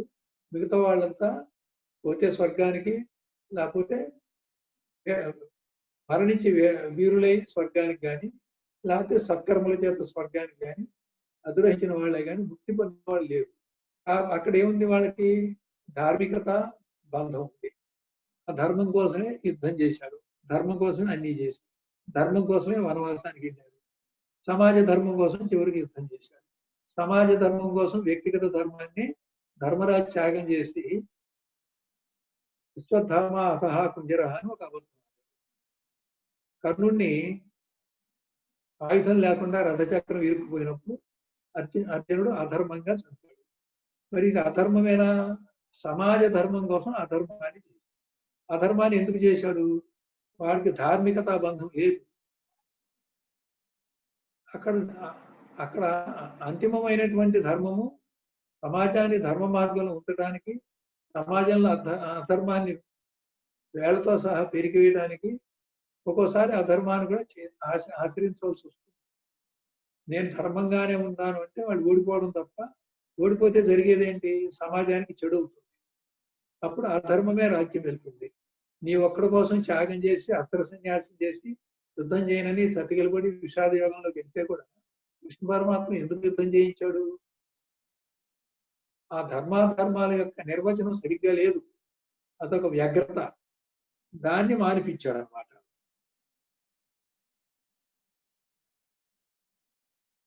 కాబట్టి బాహ్యంగా ఈ 3 రకాల వైరాగ్యాలు ఇలా ఉంటాయి. కానీ దీన్ని ఆధ్యాత్మికంగా తీసుకోవాలి. ఆధ్యాత్మికంగా తీసుకున్నప్పుడు భక్తిలోను, ఆ భగవంతుడికి సర్వసమర్పణ చేయడంలో గాని, ఇవన్నీ కూడా తామసిక, రాజసిక, సాత్విక వైరాగ్యాన్ని మూడింటిని కూడా నిరసించాలి. ఈ వైరాగ్యాలు పనికిరావు. సాత్వికమైన వైరాగ్యాన్ని నిరసించాలంటే ఈ పైవాటి మీద కంటే తన ఆధ్యాత్మిక పురోగమనం మీద దృష్టి పెట్టి గట్టిగా ప్రయత్నం చేయాలి. కాబట్టి 3 రకాల వైరాగ్యాలు ఉన్నాయి కానీ అటువంటి వైరాగ్యాల వల్ల ఆధ్యాత్మిక పురోగమనం ఉండదు. ఇప్పుడు ఆధ్యాత్మిక పురోగమనం కావాలంటే అయితే సాత్విక వైరాగ్యం ఉండాలి. దాంతో పాటు ధార్మిక వ్యగ్రత, ఈ వ్యసనము, ఇవన్నీ కూడా వదిలేసి అసలు నీ ధ్యేయము ఆధ్యాత్మిక పురోగమనం మీద. అప్పుడు ఆధ్యాత్మిక పురోగమనం మీద పెట్టేటువంటి వైరాగ్యం ఎలా ఉంటుంది?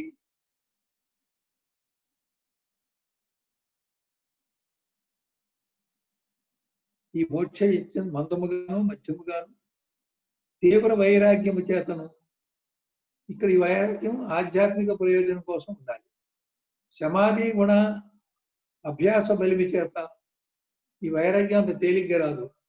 మనం ముందే చెప్పినటువంటి శమము, దమము, ఉపరతి, తితిక్ష వీటితోటి రావాలి వైరాగ్యం. అంటే నిన్ను నువ్వు సాధనా సంపత్తితో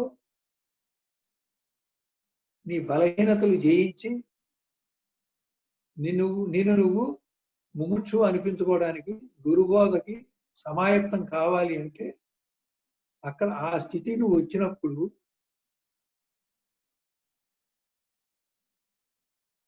ఇప్పుడు చెప్పే తీవ్ర వైరాగ్యం సాధ్యం అవుతుంది. లేకపోతే సాధ్యం కాదు. శ్రీ గురుదేవుని అనుగ్రహము చేత ఇక్కడ సంస్కారము బలీయంగా ఉంది. దానికోసం వ్యతిరేకంగా సమాధి గుణ ధ్యానాల్ని దాని యొక్క బలాన్ని పెంచాలి. శ్రీ సద్గురువు యొక్క అనుగ్రహం అంటే గురు యొక్క అనుగ్రహానికి నువ్వు పాత్రుడవ్వాలి. గురువుని ఇంటా వెంట దంటో పెట్టుకోవాలి. నీ హృదయంలో గురువుని పెట్టుకొని నీ హృదయంలో గురువుని బలీయం చేసుకుంటూ నిన్ను నువ్వు క్రమంగా బలహీనపరుచుకున్నప్పుడు ఈ వైరాగ్యం వస్తుంది. నీలో గురువు బలపడాలి. నీలో నువ్వు నేను అహం అనేది ఏదో అది కాస్త బలహీనపడాలి. అప్పుడే ఈ తీవ్రమైనటువంటి వైరాగ్యం వస్తుంది. అటువంటి వైరాగ్యం ఉన్నప్పుడే అది తీవ్ర మోక్షేచ్ఛ. కింద శ్లోకంలో మంద మధ్యమ చెప్పాడు. ఇప్పుడు తీవ్ర మోక్షేచ్ఛ. 30వ శ్లోకం. వైరాగ్యం చ మూర్ఛత్వం తీవ్రం యస్య తు విద్యతే తస్మిన్నేవార్థవంతః స్యుః ఫలవంతః శమాదయః. వైరాగ్యం చ ముముక్షత్వం తీవ్రం యస్య తు విద్యతే తస్మిన్నేవార్థవంతః స్యుః ఫలవంతః శమాదయః. పదవిభజన. వైరాగ్యం చ ముముక్షుత్వం తీవ్రం యస్య తు విద్యతే తస్మిన్ ఏవ అర్థవంతః న్యుః ఫలవంతః శమాదయః. టీకా.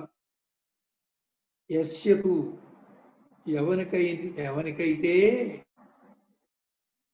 వైరాగ్యం, ఈ వైరాగ్యము ముముక్షత్వం చ మరియు ముముక్షత్వం కూడా తీవ్ర మోక్షేచ్ఛ కూడా తీవ్రం అతి తీక్షణమై అయినదై విద్యతే ఉన్నదో తస్మిన్ ఏవ ఆ పురుషుని ఎందే శమాదయ శమము మొదలైనవన్నీ అర్థవంతః ప్రయోజనమవుతాయి, సార్థకమవుతుంది.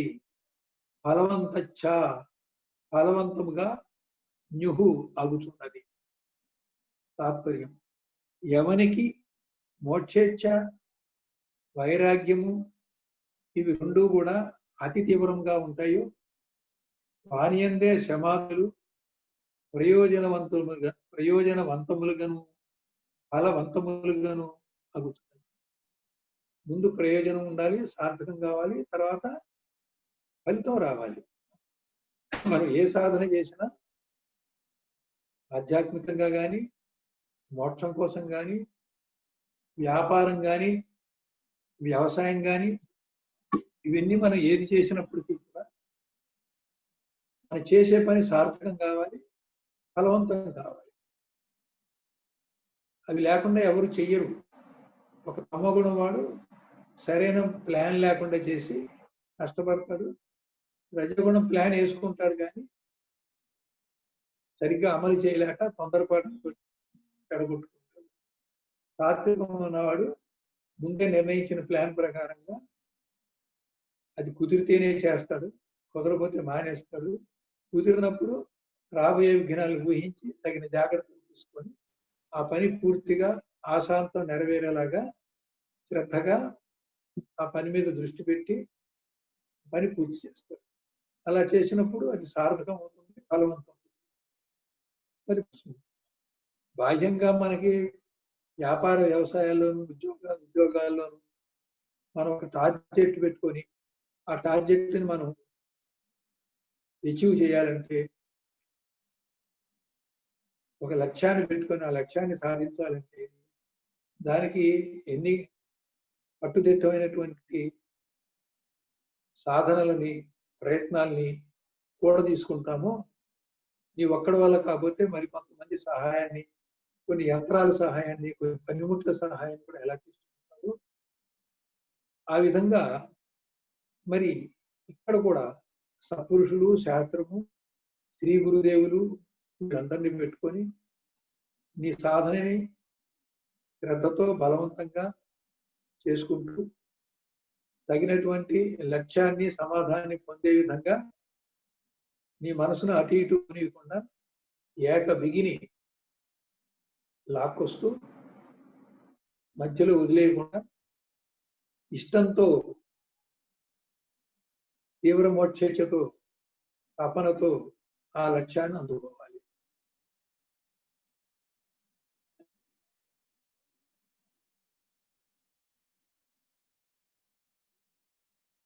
ఎవని మోక్షేచ్ఛ వైరాగ్యము ఇవి రెండు అతి తీవ్రములయుండును వానియందే సమాధులు ప్రయోజనవంతములగు.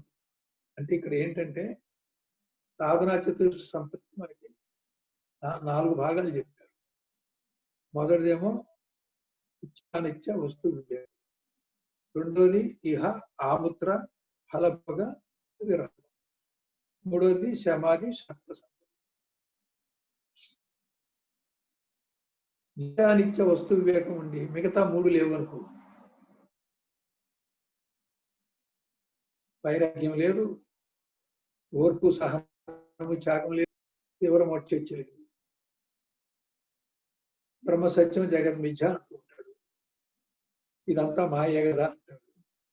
మరి మాయ అయితే దాని పట్ల వైరాగ్యం రావాలిగా. మాట వరుసకే కానీ ఏం ఉపయోగం లేదు. ఒక శాస్త్రజ్ఞుడు, సైంటిస్ట్,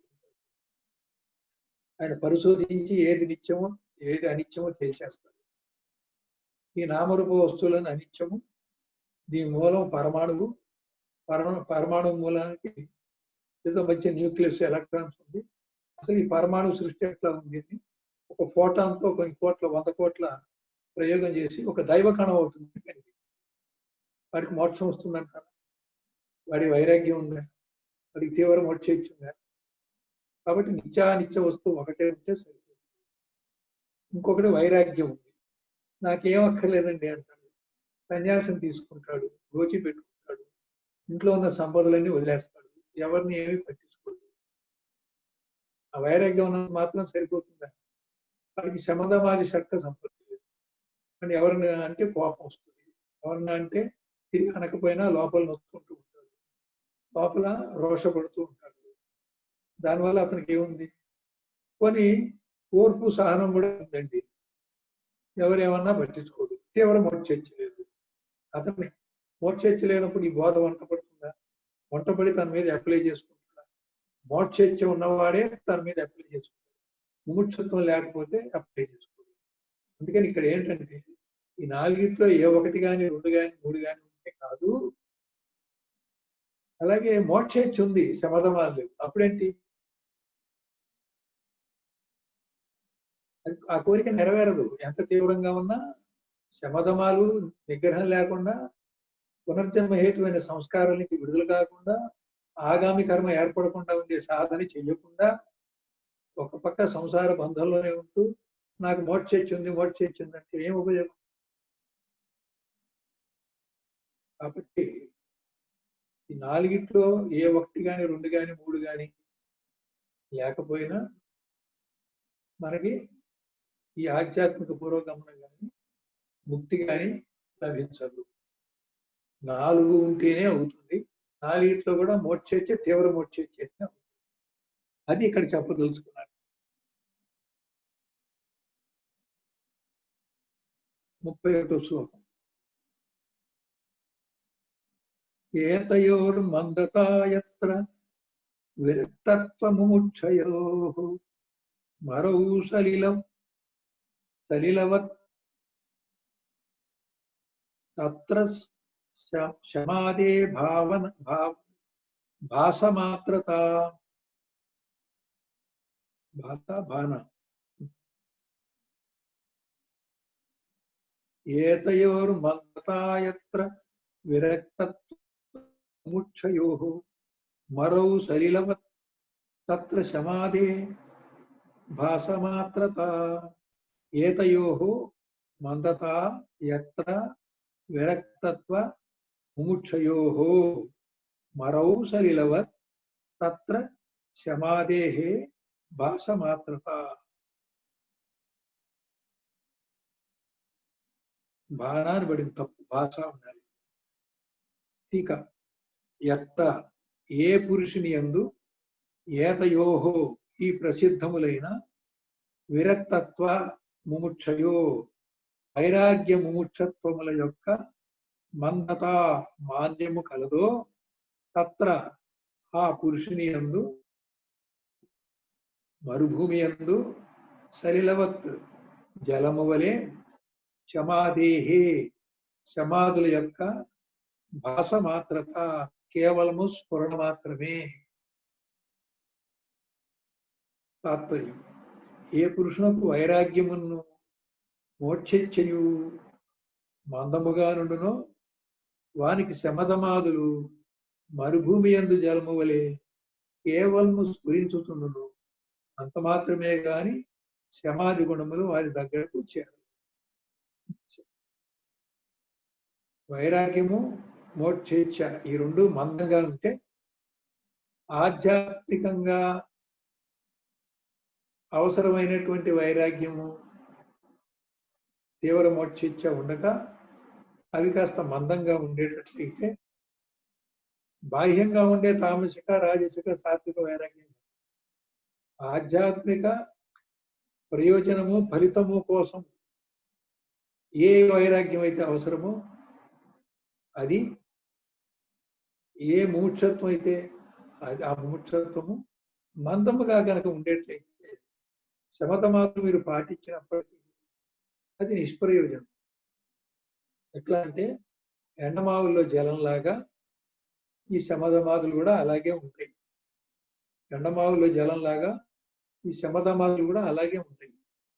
దానివల్ల ఫలితం ఉండదు. అంటే ఎండమావుల్లో జలం అబద్ధం కాబట్టి శమధమాదుల వల్ల కూడా ప్రయోజనం ఉండదు.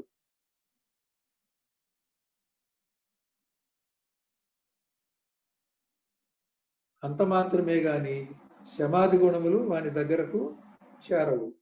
ఎండమావిలో జలం నీ దగ్గరికి చేరుతుంటారు. అది జలంలా కనబడుతుంది, జలం కాదు.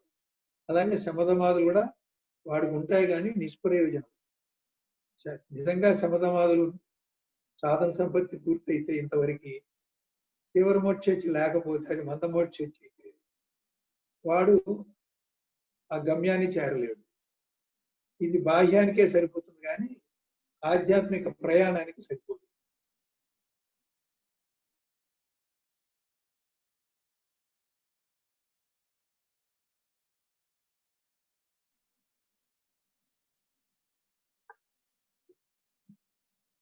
ఇంకా 10 నిమిషాలు, 5 నిమిషాలు ఉంది. కొత్త శ్లోకం 32వ శ్లోకం చెప్పే బదులు వైరాగ్యం గురించి చెప్తాం.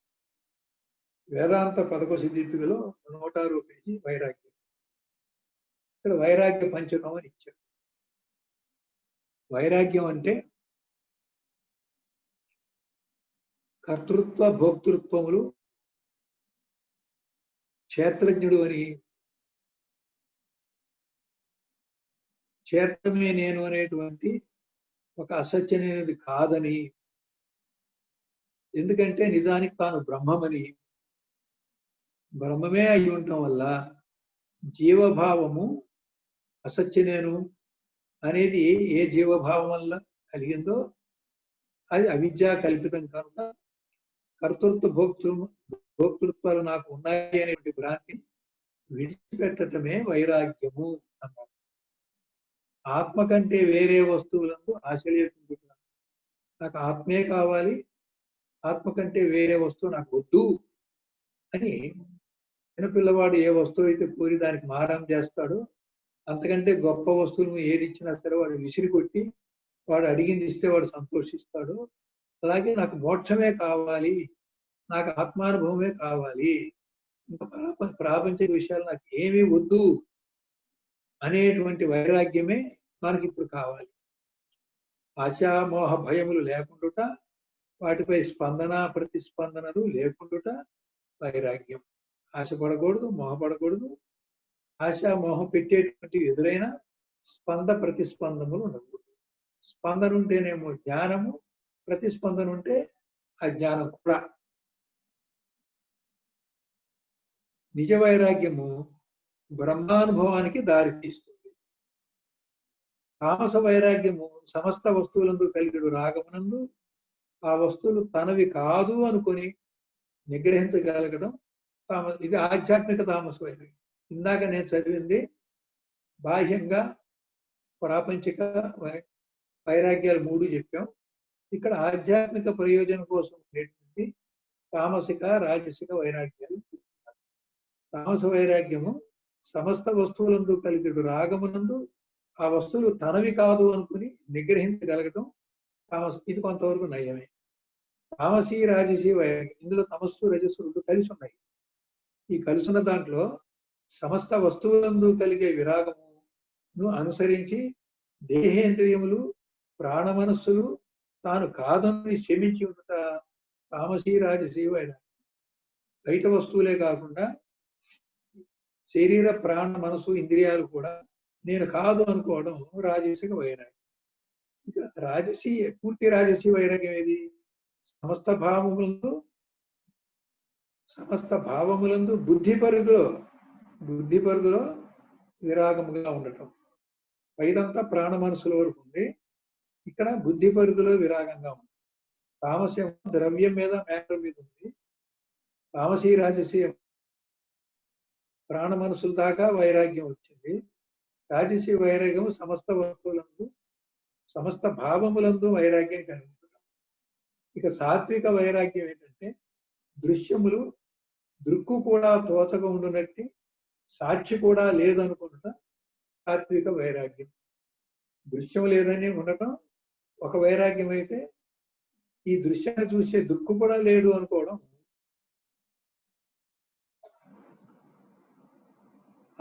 కాదు.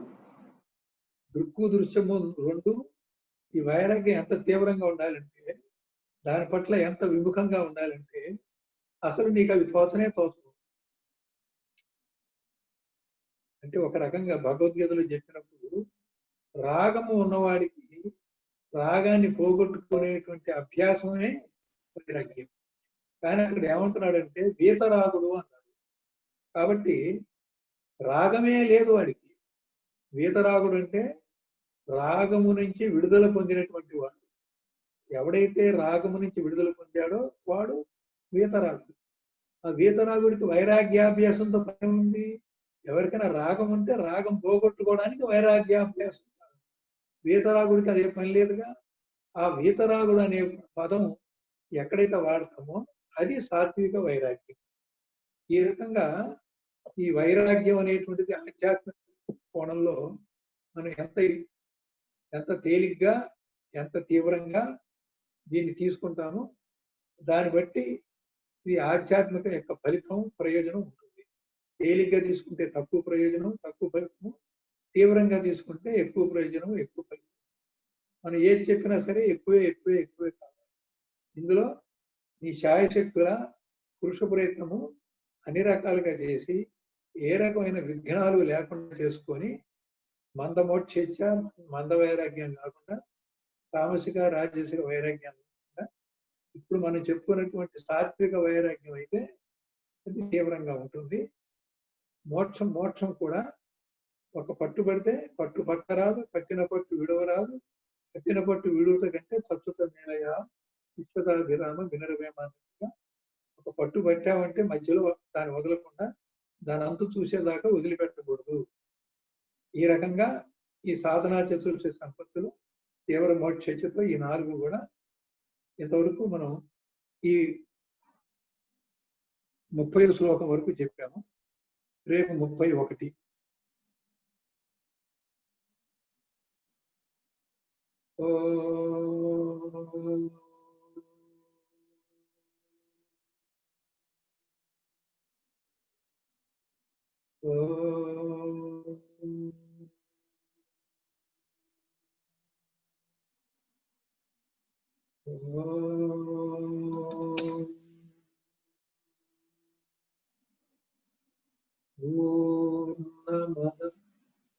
पूर्णमिदं पूर्णात् पूर्णमुदच्यते पूर्णस्य पूर्णमादाय पूर्णमेवावशिष्यते।